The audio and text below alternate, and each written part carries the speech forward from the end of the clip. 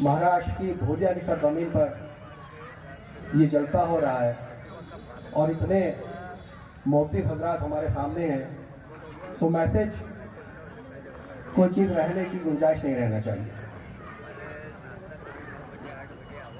क्योंकि यहाँ पे सभी लोग एक फिक्र के साथ मौजूद हैं और वो फिक्र लेकर आए हैं आपके बीच कि वतन की फिक्र कर ले नाता की मुसीबत आने वाली है। वतन की फिक्र कर ले नाता कि मुसीबत आने वाली है। आसमानों में मशवरे हो रहे हैं तेरी बर्बादी के। अल्लामा साहब ने ऐसा कहा, उस वक्त ये मौजू था और वो आज भी हालात मौजू हैं। हालात के ऊपर उसके फार्मूला और तीन हालात में हमें क्या करना है, इसके तहत आपके सामने बातें रखी गई और बात यह है कि हमें अपनी लीडरशिप डेवलप करना है और वो लीडरशिप जो आपकी आइडियोलॉजी के साथ, हमारी आइडियोलॉजी के साथ हमारे लिए काम कर सके। हमें अब हिस्सेदारी तो बहुत पार्टियां दे देती हैं। हिस्सेदारी में अगर देखा जाए, हम उत्तर प्रदेश एक नज़ीर अभी हमारे सदर मुहतरम ने आपके सामने बताई, 111 समाजवादी पार्टी के विधायक मौजूद हैं असेंबली में और पिछले 30 साल से मुसलमान उन्हीं को लगातार वोट दे रहे हैं।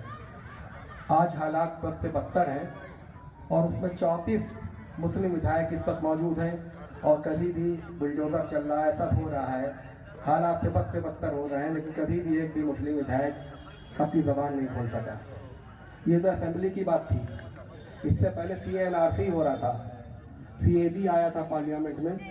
उस वक्त समाजवादी पार्टी के 3 मेंबर थे पार्लियामेंट में, मुलायम सिंह यादव जी थे, अखिलेश यादव जी थे और आजम खान साहब थे। वो आजम खान साहब डिप्टी CM कहलाते थे उस वक्त, ये उनका मर्तबा था। लेकिन जिस दिन CNRC के खिलाफ और फेवर में वोटिंग होना थी, कैप कानून बन रहा था, पेश किया गया था, तो उस वक्त आजम खान साहब को बहुत ज़रूरी काम था, वो एब्सेंट थे, मौजूद नहीं थे पार्लियामेंट में। इस कौम से ज़्यादा अहम काम और क्या रहा होगा।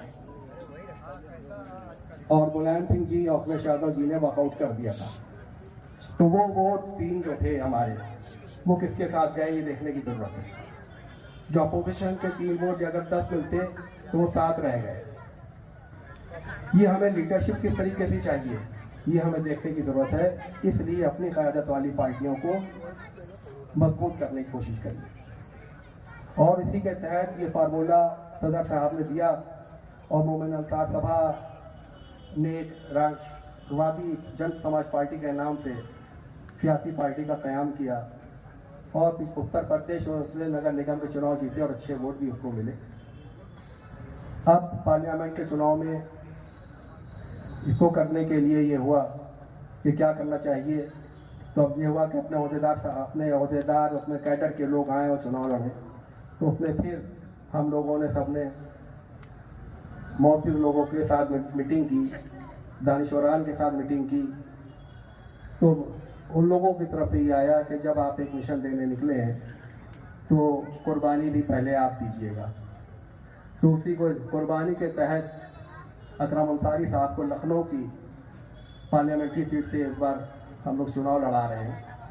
पार्लियामेंट का चुनाव अकरम अंसारी साहब लड़ेंगे और लखनऊ की जो पार्लियामेंट्री हल्का है वो राजनाथ सिंह और भाजपा का गढ़ है। 1967 के बाद से वो सीट हमेशा से भाजपा जीतती आ रही है।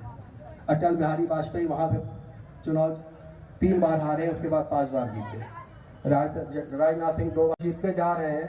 तो हम लोगों ने वहाँ पे दिया है, वहाँ पे 10 लाख वोटर मुस्लिम है।